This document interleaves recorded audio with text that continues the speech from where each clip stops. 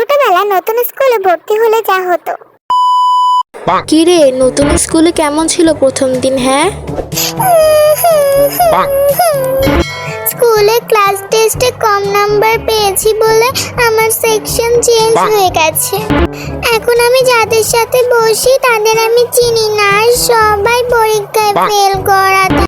আর আমি নতুন বলে সবাই আমাকে বকে আর মেরেছেও। কি বলিস? আচ্ছা, তুই একটা কাজ করিস, লাঞ্চ ব্রেকে তুই আগের বন্ধুদের সাথে দেখা করে আসিস, ঠিক আছে? স্কুলে আবার নতুন নিয়ম, লাঞ্চ ব্রেকে পুরানো বন্ধুদের সাথে দেখা করা যাবে না।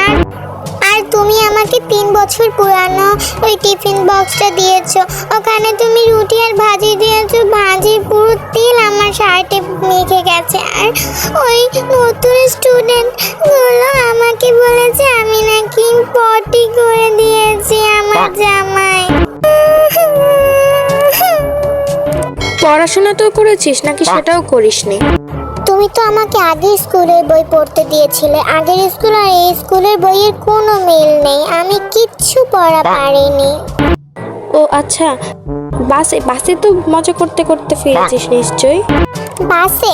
এমন একটা বাসে কোনো জায়গাই থাকে না, সবাই বসে পড়েছে আগে আগে, তাই আমার গিয়ে সবার লাস্টে একটা দিদির কোলে গিয়ে বসতে হয়েছে। তাই সবাই দেখে মজা নিচ্ছিল আর আমাকে বাচ্চা বাচ্চা বলছিল। আমি আর স্কুলে যাব না, স্কুল ভালো না।